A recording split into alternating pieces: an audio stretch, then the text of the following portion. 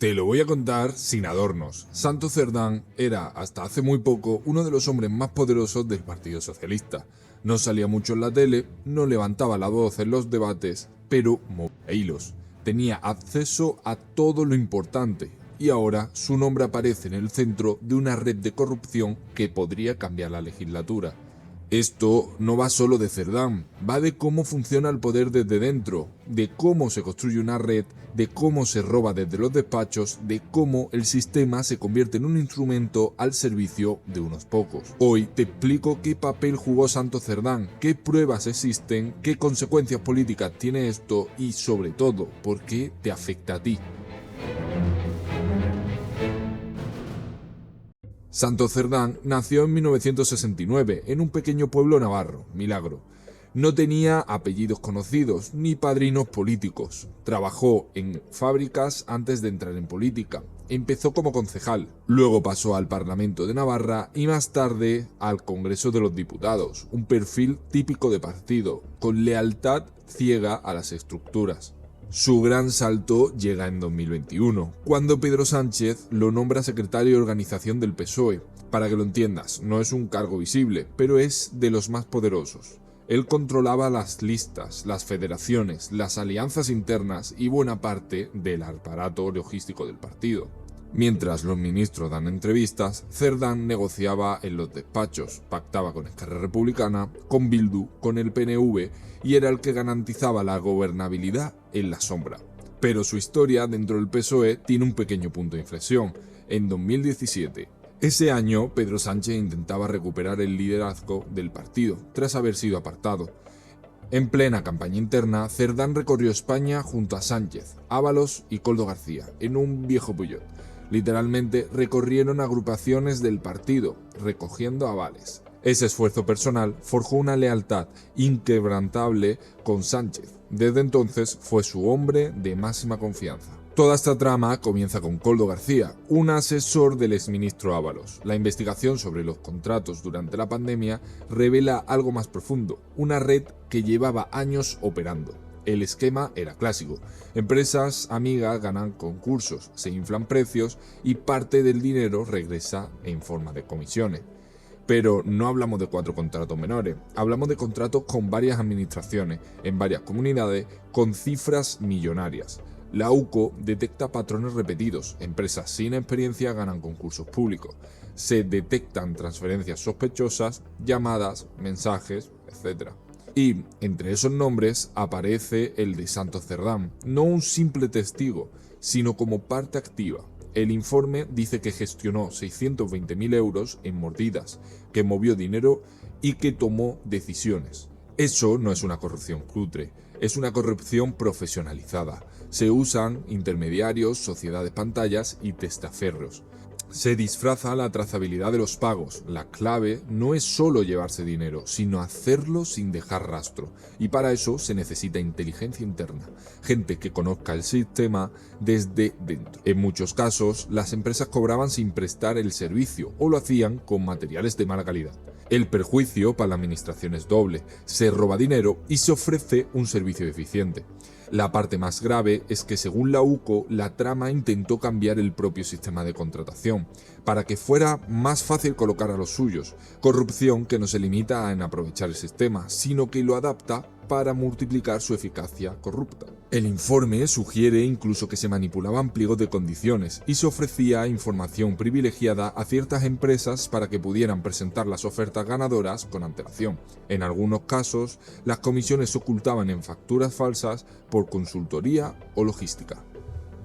El informe incluye documentos bancarios, captura de conversaciones, grabaciones, citas presenciales, hay cronologías, transferencias, indicios contables y testigos. La calidad de la prueba es fuerte, no es solo un caso de sospecha. Se están investigando contratos en Navarra, Murcia, La Rioja, Asturias y otras comunidades. Las empresas implicadas coinciden en estructura, pequeñas, de reciente creación, sin experiencia previa y vinculadas a las personas del entorno de la trama. El 19 de junio, la investigación se amplió. la Guardia Civil solicitó al Tribunal Supremo rastrear 5 cuentas bancarias de Cerdán y de sus familiares directos, incluyendo su esposa, su hermana y sus padres.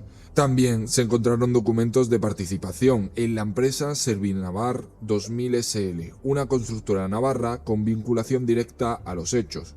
Se hallaron además dispositivos USB etiquetados como PSOE en registros vinculados a José Luis Ábalos, lo que sugiere que las ramificaciones de la trama pueden llegar al mismo corazón del partido. Cuando esto sale a la luz, el PSOE entra en crisis. Pedro Sánchez manda una carta a la militancia, dice sentirse traicionado, anuncia medidas internas y convoca a declarar ante el Congreso. La exigencia, lógicamente, de actuar cuando de supuestos casos de corrupción estamos hablando, vamos a dar la cara, vamos a actuar con contundencia, porque evidentemente no somos perfectos, nadie lo es, pero somos intransigentes cuando la corrupción nos afecta. El llamado caso Koldo es el único caso hasta la fecha de supuesta corrupción, porque aún no hay sentencia, que afecta a mi organización desde que yo tengo el honor de dirigirla. Cerdán dimite de su cargo y de su escaño, pero muchos se preguntan, ¿solo lo sabía él? ¿O hasta dónde llega la cadena? Los socios del gobierno, Esquerra Republicana, Junts, PNV, Sumar, exigen comisiones de investigación. Quiere que nosotros y nosotras nos creamos que usted supo lo que eran y lo que hacían 2 tipos que le siguieron, que estuvo con usted durante 10, 11, 12 horas, durante semanas, durante meses, en un coche para recuperar la Secretaría General del PSOE. Que usted se enteró antes de ayer de quiénes eran y de cómo eran y de lo que hacían Santos Cerdán y el señor Ábalos. Usted quiere que nosotros no lo creamos. Vale, haga 3 cosas. La primera, jure y perjure que no estamos frente a la Gürtel del PSOE. Que no veremos nunca en un papel P. Sánchez. Jure y perjúrelo. Una buena manera sería presentarse, personarse contra esta gente. Grábenselo a fuego, señorías del PSOE. La izquierda no puede robar. No podemos robar. Vox y PP presionan para llevar el caso al Tribunal Supremo. Muestras sobradas a lo largo de la presidencia de Pedro Sánchez, que una cosa es lo que dicen y otra cosa es la que hacen. Singularidad especialmente en todo lo que tiene que ver con las políticas feministas, con las políticas que afectan a la mujer.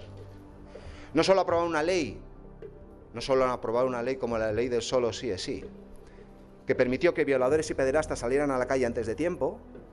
No solo tuvieron diputados como el diputado Berni, ¿se acuerdan ustedes de los diputados puteros del Partido Socialista? ¿Se acuerdan ustedes? Sino que secretarios de organización también han vejado a las mujeres. Y resulta que hoy se hacen los sorprendidos. Yo les tengo que decir que Pedro Sánchez, en el momento que cesa a José Luis Ábalos, sabía perfectamente cuál era la relación de José Luis Ábalos con las mujeres. Lo sabía perfectamente. Y lo que es grave no es que le cesara, lo que es grave es que le rehabilitara metiéndole en las listas por el Congreso en Valencia.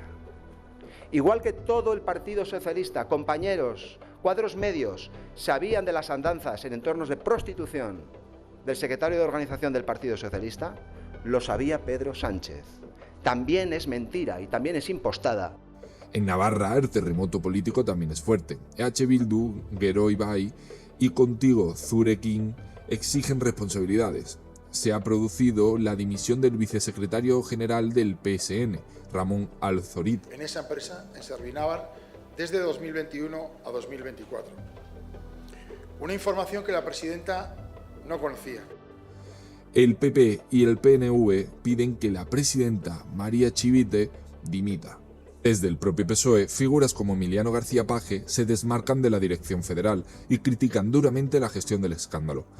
Y algunos sectores internos reconocen que en este caso puede tener efectos demoledores en las elecciones europeas y municipales en los próximos años. Lo que se juega no es solo una dimisión, es la legitimidad del sistema. Si un secretario de organización está implicado en mordidas, ¿qué garantiza que el resto del partido no? La corrupción, cuando está institucionalizada, no es un accidente, es una forma de funcionar, y eso es lo que hay que cortar. El dinero robado no es solo dinero, son servicios públicos que no se dan, son hospitales sin recursos, son ayudas que no llegan. Y lo más importante, si no hay consecuencias reales, el mensaje es claro: se puede robar desde dentro y salir impune si se tiene el carné del partido adecuado. Cerdán ya ha caído, pero el caso está vivo y las preguntas importantes están todavía abiertas. ¿Será este el principio del fin de una forma de hacer política? ¿O simplemente otro capítulo más de impunidad?